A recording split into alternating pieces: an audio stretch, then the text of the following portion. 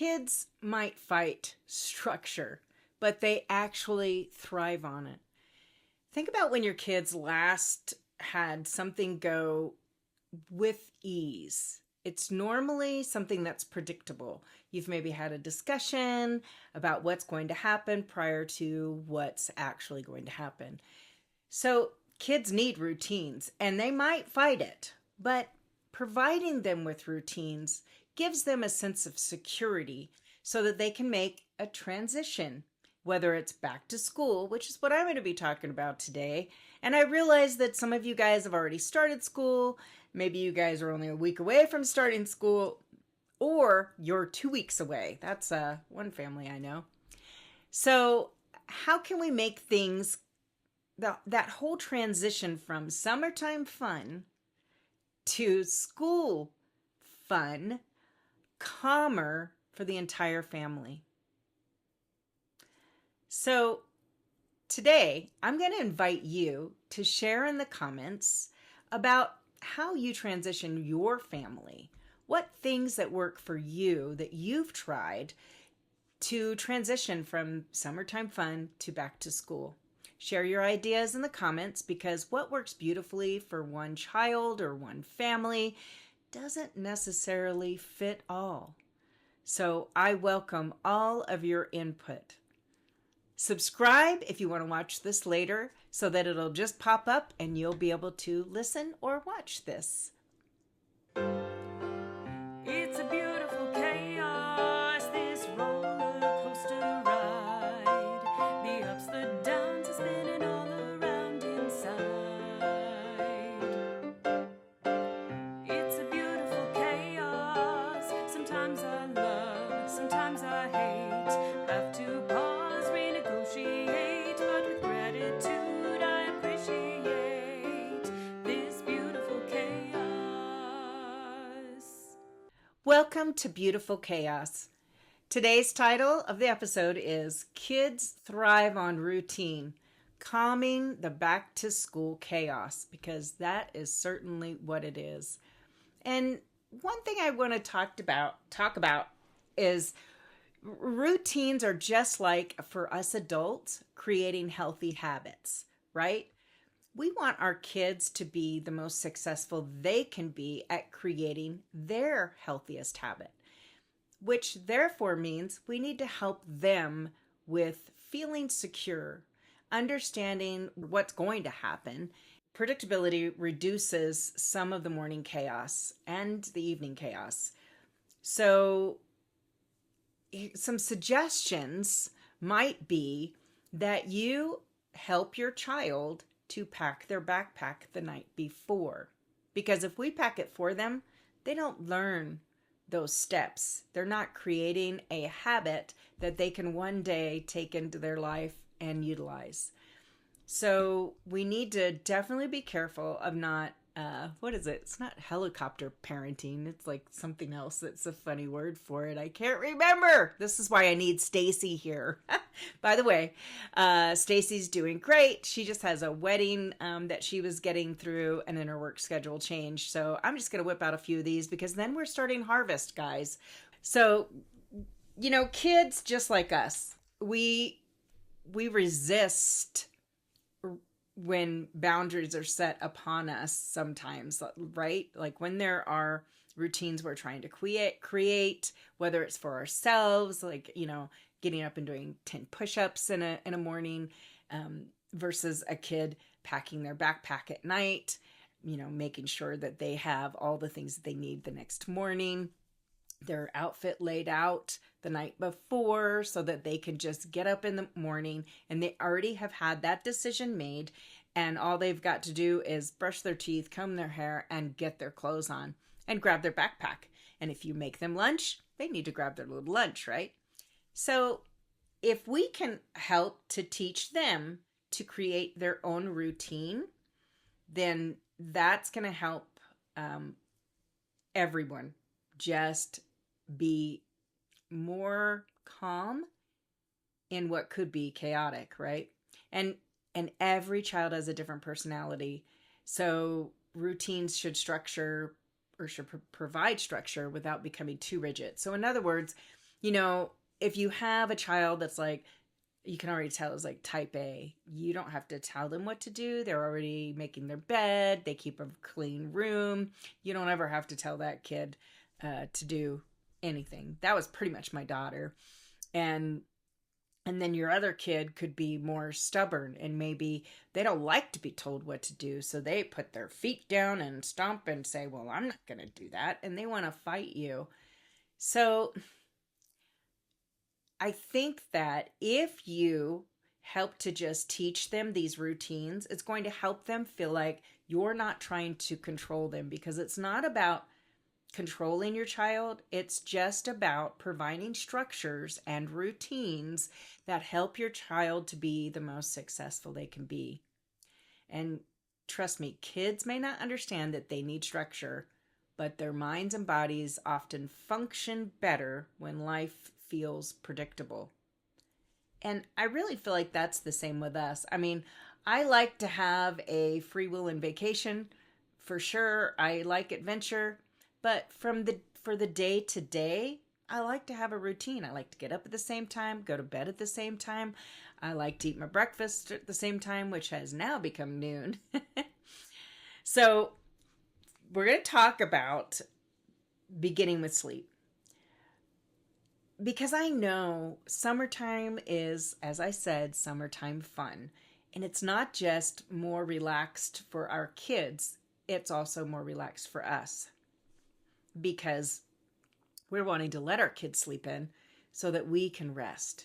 We want to let them sleep in and let them stay up because we want to be able to have a little free time.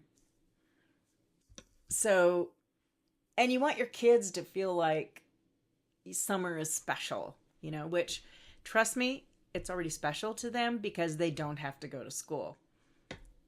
But if possible, it's really important to stick with the same bedtimes as close as you can and stick to the same time that you're waking up in the morning.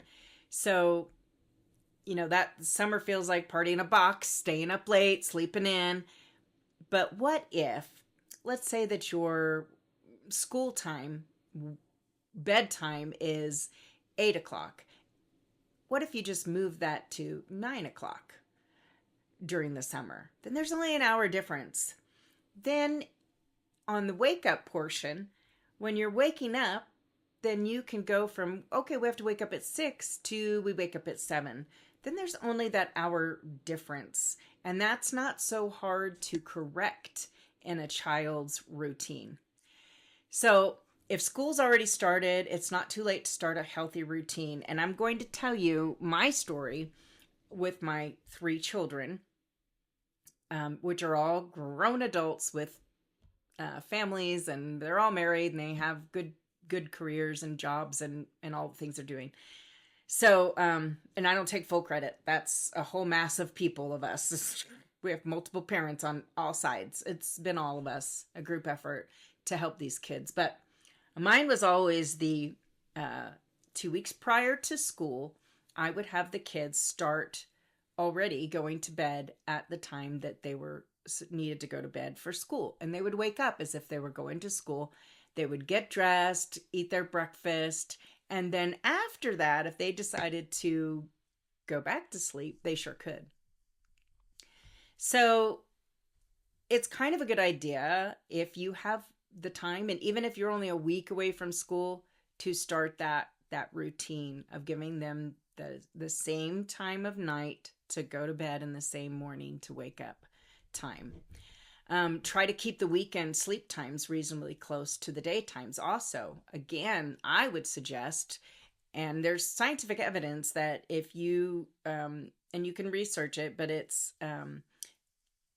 if keeping that same habit, the same bedtime ritual, the same wake up time ritual is very great for our bodies. It gives our bodies time to recover, our children's bodies time to recover, their brains to rest and recover, and help them to learn the next day. Like it just creates this sponge for them, for their brain in a sense.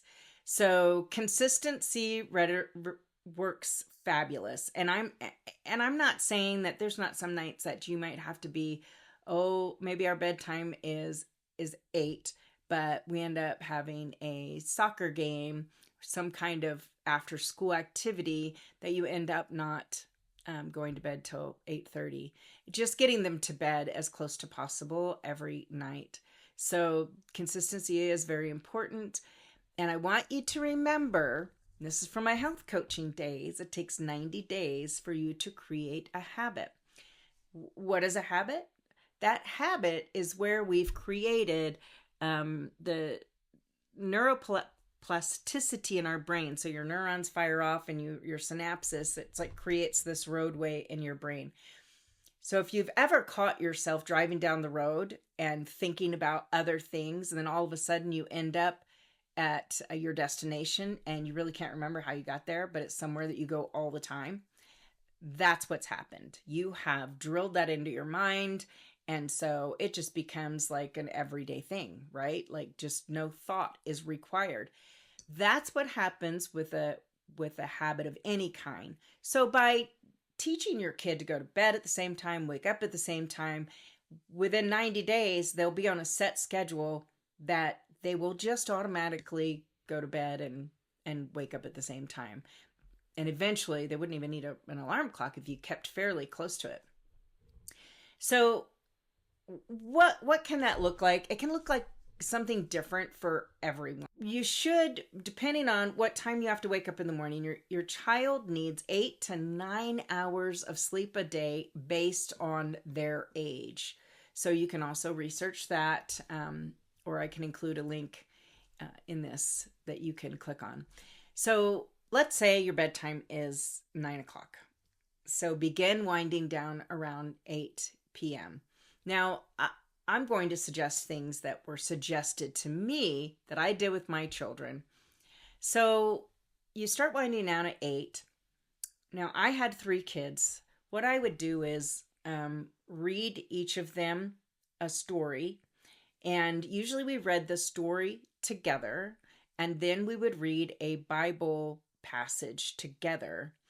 And then if they were reading something separate, I would just do the Bible passage together. And then I would read with one kid for 30 minutes and I would read with the other kid for 30 minutes and then the other kid for 30 minutes. So usually the oldest kid was last because, maybe my younger kids needed to be to bed by 9, but the oldest really didn't need to be to bed by till 9:30.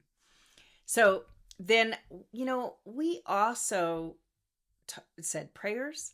And then something I still continue with my grandkids is saying prayers at night and singing a song. And then it's lights out, right?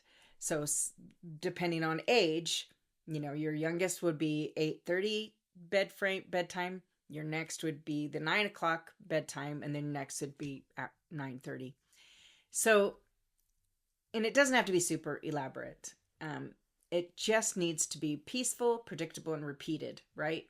So something that's easy to do, something that your kids actually look forward to, because trust me, you give them one-on-one reading time, and that gives them that eye contact they need, that alone time with you that they need as a parent. And you can also, what's really great is if you have both parents, that one's reading to one, one's reading to the other, and you have to be sure to switch off children, like you take turns with your children so that everybody's getting to spend time with each other doing something that's using your creative mind, right? You're reading a book. So create outer structure to support inner calm. So our environment helps children create and follow a routine. So make sure that you have like a place for their backpacks, whether it's a hook in their room or if you have like a coat rack or hooks at your door. I don't have a big enough house, but I love those houses that have that big mud room and it's got a place for your shoes and your coats and your lunch boxes and your backpack. Like all that's great. But whatever you need to do, maybe it is just a hook and you hang the backpack there. The kids, not you, the kids put their backpacks and their coats. And then you make sure that all their school papers come out and you review them. And the ones that need to go back to school, you do, and you go back or put them back in the backpack. Have your child put them back in the backpack. Helping them to be responsible for themselves is one of the best things that you can do as a parent, even though sometimes it takes longer, right? Because it's so much easier if we're like, we'll just do it. I'll just do it myself because then I can just put it all away and it's done. Kids sometimes hem and haw and they don't want to really do it, but it's worth the effort if you can teach your child these good habits.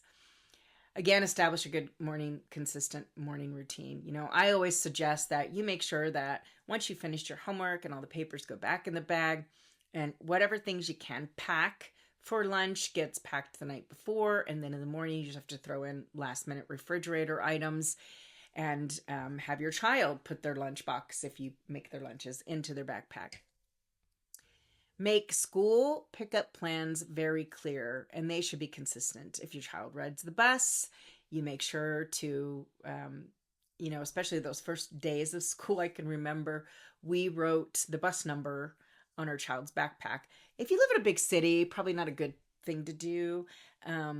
Or maybe the first day you just write it on their hand. I mean, they'll get a kick out of it. And if you write it on the inside of the hand, they'll remember what bus they're supposed to get on.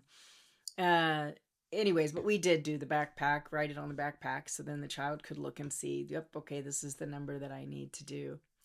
Make sure that you have a plan for after school, whether they're riding the bus home, whether you're picking them up, where the pickup point is, whether they have a sport or activity. It's a great idea if they are involved in sports to have a sports bag, so that if they play soccer, they have a bag that their cleats are in, their uniforms, a water bottle, like maybe a snack, because after school they're going to need a snack. Do something that is very easy for them, something that they love, and a separate bag for your sports.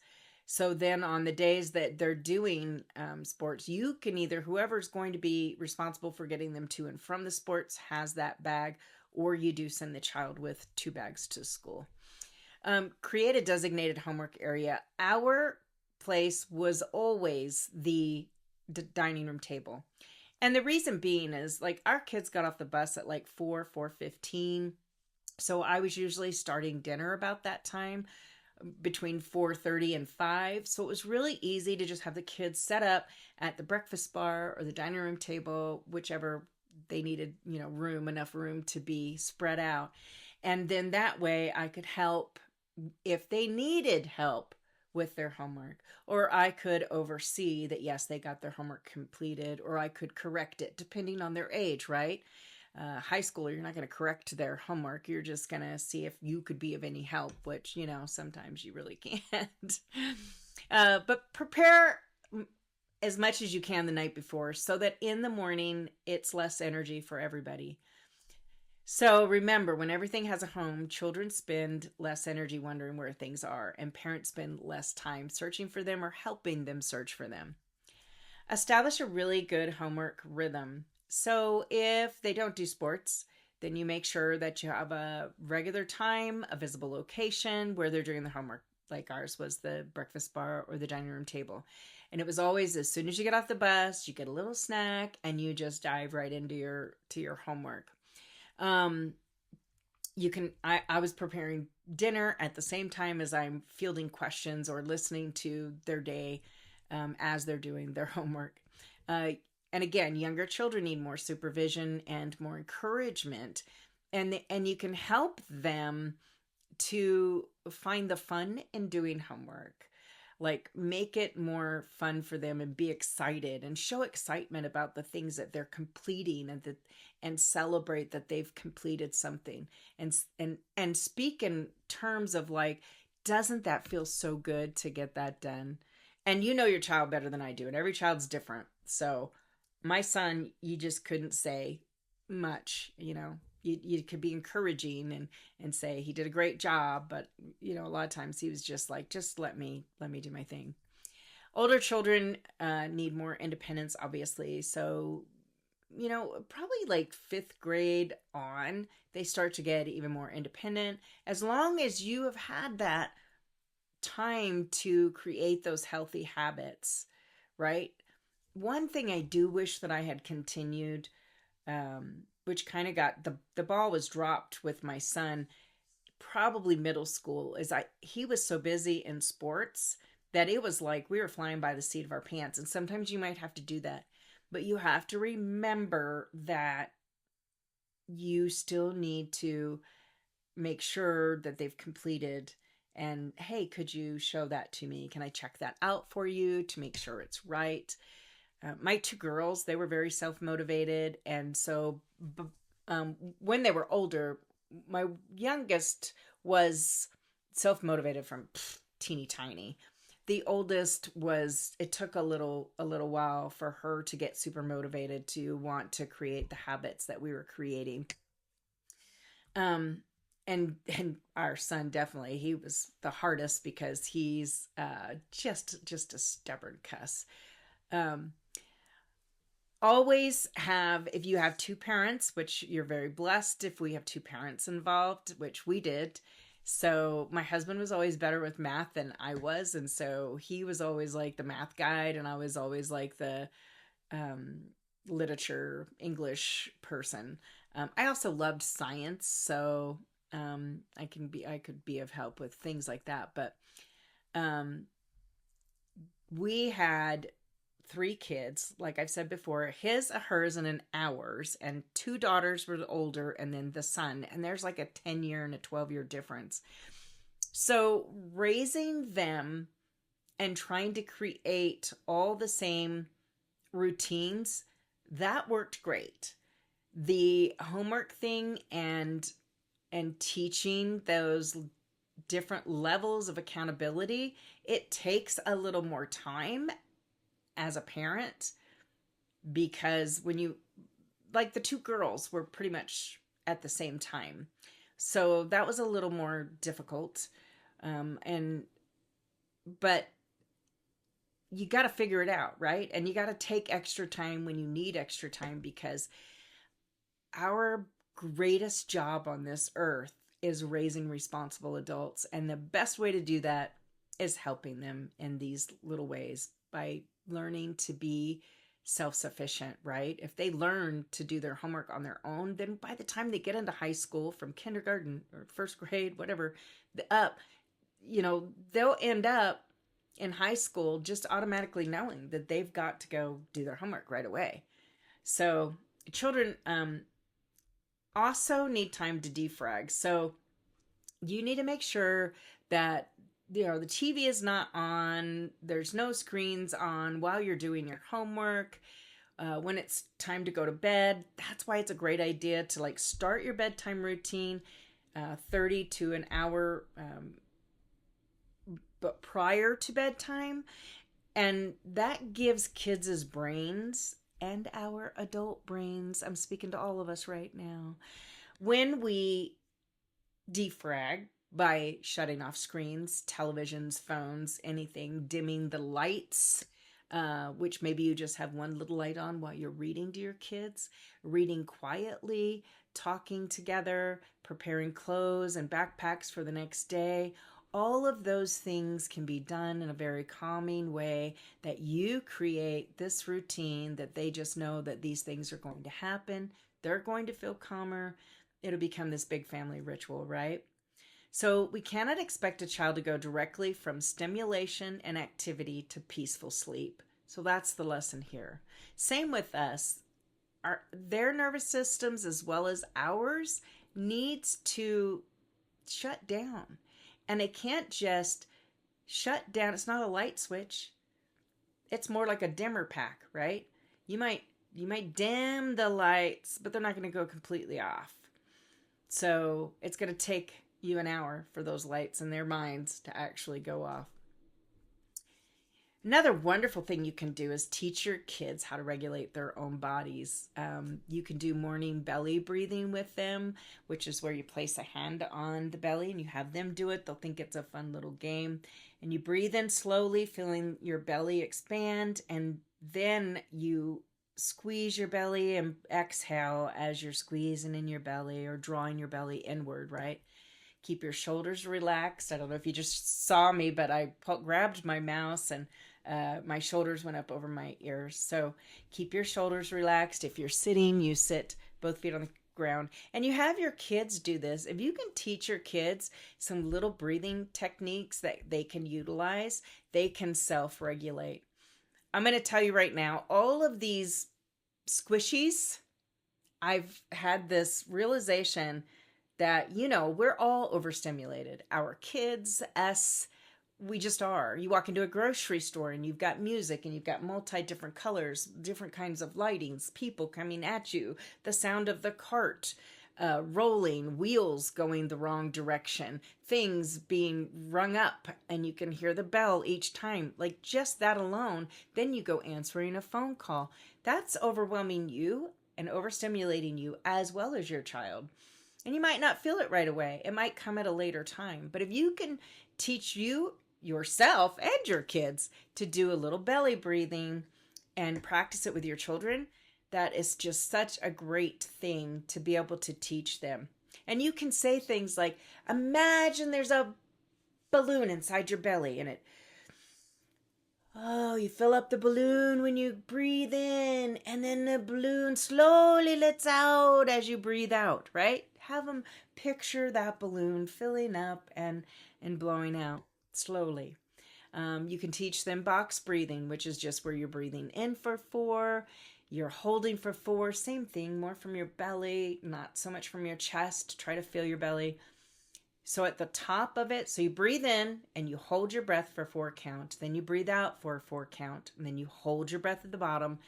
And then you breathe in for a count of 4. And you do that 4 times. And if you need to do that more, or your kid needs to do that more, say they're upset at school, they can do that breathing as many times as they need to do. It's a great idea that you yourself, before school, with your child, at drop-off or pickup, before homework activities, because if you probably will need to breathe, because I'm really good about, or not good about, because I'm not good about it. I'm not perfect. What I tell you is things that I've learned that work, and I can tell when they don't work if I don't do them, right? If I don't do them, my nervous system is doing a whole nother thing. But if I have a project, like when I get done shooting this podcast, I will do some deep breathing before I move on to the next thing that I'm doing. So it's a really good idea that, and a great way to teach your child too, that, hey, we're going to do this homework. Let's say that it's math. And then after we get done with math, we're going to do some belly breathing and we're going to have fun with that balloon, right? Filling up that balloon, letting that balloon out. And then you might move on to history or English, whatever your language. So really great for between activities. When emotions are running high, you can say, remember to belly breathe. If something's happening, and that's a really good thing too, is you're teaching your child to identify that something is off in their body. And maybe you're already doing that, but breathing with them is teaching you how to identify, your child how to identify, and just what a beautiful gift it can be to teach your child and yourself to pause and breathe and reset and let your body know that it's safe again. So I kind of mentioned this before, like when I was talking about reading to our kids, I really like that because that's your moment to give undivided attention. So I had, when I was health coaching, Dr. Wayne Anderson, he was the head guy, and I just loved him. He was talking about being so busy, and he would be in his office working when his girls would come home from school. And he found that if he got off the phone, put the phone away, turned, made eye contact with them, started asking them how their day was or what fun thing they did, and they would rattle on. Within 10 to 20 minutes, they were ready to almost like, thank you for seeing me and hearing me. and paying me attention. Now I'm going to run off and go play and have fun. Just giving your child that one-on-one eye contact and attention really helps them. Let the child choose the way the conversation goes, or if they want to do an activity with you, just take the few minutes and show them that time, because they've been at school all day, you've been at work all day. It's great to be able to take a break, right? And I really feel like that all kids need to felt like they've been seen, heard, and that they have value just because they are. What better way to show them that they have value for being them by just paying them the attention that they need, deserve, and that you want to give, right? But we always think, oh, this has got to be done, or this has to be done. Nothing needs to be done except pay that attention to your kid for that few minutes, because trust me, just giving them that will just make them feel, like I said, more valued, more secure with themselves, and they'll just be happier kids. So children don't always need more activities or elaborate entertainment. Sometimes they simply need to know that you see them, that dad hears them, and that they matter because they exist, right? It's that value. Another great thing is make sure, don't just say, hey, how was school today? Because what are they going to say? Good. What'd you do? What'd you do today in school? I don't know. Like, you get these answers that are just like, it is as if they don't even remember they went to school. So try questions like, tell me one thing that was fun today. What did you do that you had the most fun? Or was there anything hard about your day? Or what made you laugh today? Or who did you play with at recess? Or who did you sit with at lunch? Or what was the most interesting thing you learned? These are all some great questions, because it's not a game of 20 questions. And I'm not saying ask all of these questions. I'm saying ask one or two, whichever one gets them talking. Because most of the time, if you give your child an open door, like an open-ended question, they will choose to walk through it and share with you their day. So again, us parents need to also do a reset in our routine too. Just like I said, those breathing exercises we can do right along with our children in the morning, in between our homework, when the kids get home from school, prior to cooking dinner, prior to doing our homework. And it doesn't take very long. If you do that boxed breathing, I mean, you're breathing 4 times. It's not a real hard thing to do. The main point is we set the emotional tone. Kids mirror our emotions. So if we show up and we are stressed out, our bodies are on high alert, our nervous system is all chaotic, right? We're in sympathetic, not parasympathetic. Then your kid's going to pick up on that, and then they're going to mirror that energy. So we need to be able to recover, rest, reset. So after you get your kids to bed, I think it's really important for you to take some time for yourself. Take a bath, take a shower. Imagine washing away all the stress and negativity of the day. I always sit and imagine all that stress, anything that went wrong for the day is being washed away, and the positive is the only thing remaining.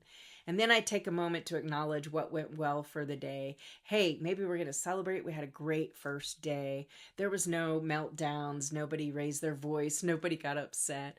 You can use breathing, prayer, journaling, or just have quiet time. Whatever fills your soul and gives you that, I just let go of my day. I let go of my day so I can have a good night's sleep. I also am going to cut out the blue light and dim my lights and maybe just read before I go to bed. Your kids learn more by what you do than what you say. So if you can mirror to them healthy self-regulation, healthy reset, that's going to be something that they learn far more from. And, by watching how we handle stress than from hearing us tell them how they should handle theirs, right? So, takeaways. Routines do not have to be perfect, and neither do parents. So start with one thing, whether it's a bedtime and a wake up time, or it's a backpack hook, or you change up and you start having homework at the table, or you start with just 10 minutes of focused attention. Like, you don't have to do it all at once. Maybe the first week of school, you are just focusing on the backpack on a hook and the bedtime and the wake up time and the homework routine. Then maybe you work into the 10 minutes of focused attention, or you work into the breathing together and teaching your child how to belly breathe like a balloon. It doesn't have to be everything at one time, and it's better to build on things like you need a routine already set. And that's why it is a really good thing to, like, before school starts would be a great time to create that bedtime and morning time and the focused time, doing 10 minutes focused time, and maybe breathing together and doing that. And then you go to okay, now we're going to lay out our outfit for the first day of school. And so every day, that's what we're going to do. We're going to lay out our outfit the night before, or maybe we're going to lay ourselves out 2 different outfits to choose from. So then in the morning, we already have that available to us and we're not searching through our closet.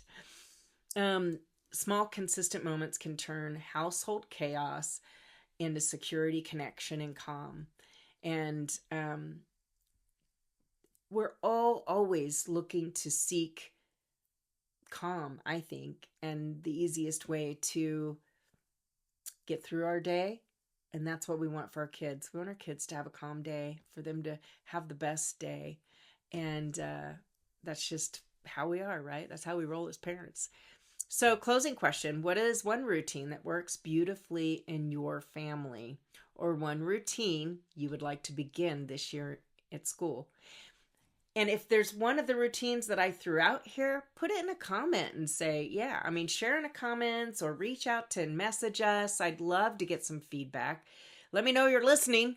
But let me know what routines work best for you. And if you currently are already doing any of the routines that we've laid out for you today, that I've laid out for you today. If you share your comments, someone else will read those comments. And maybe what I've just suggested, those routines don't work for them, but they have, ABC that works for their family. I would love to see your ABC of things that work for your family to help your kids and create routines and healthier families. So I do want to say that I'm going to put in the notes a link that you can find, because a review of 50 years of research found that family routines and rituals are connected with children's adjustment, stronger parenting, and healthier family relationships. So these little things we repeat every day may feel ordinary, but they can become an important source of security and connection. So there's a PubMed research summary, and I will include that in the notes. Regular bedtimes are also associated with behavior. So if you're having behavior difficulties with your child, there was a large study published in Pediatrics magazine that found that children with irregular bedtimes had more behavior difficulties. Importantly, children who changed from irregular to regular bedtimes showed improvements in their behavior. And that comes from the American Academy of Pediatrics study. So I will leave that link as well, that you can read that if you need some information that gives some backing to what I'm saying here. Because I not only know from my practical experience throughout my life, but I also researched prior to this. I researched when my kids were little. I worked with family counselors. Like I said, we had a his, hers, and ours family. So I was one of those people that once you got an ear that was somebody that could guide you, I was all about, yeah, shoot me. Where do I go for this information and this information? Because I want to know how to be the best parent that I can be. I want to know what can I do to help my kids to be the best versions of themselves and to create better habits and routines in their lives. I hope you all have enjoyed this episode. Please like and subscribe if you enjoyed what you saw, heard, or listened to. And also share if you have someone that maybe you're a grandparent and your kids don't think that their kids need routines. You could share this and let me be the one that talks to them about it. Sometimes when we hear it from someone else, not our parents, we listen a lot harder, right? All right. Thank you all and stay empowered.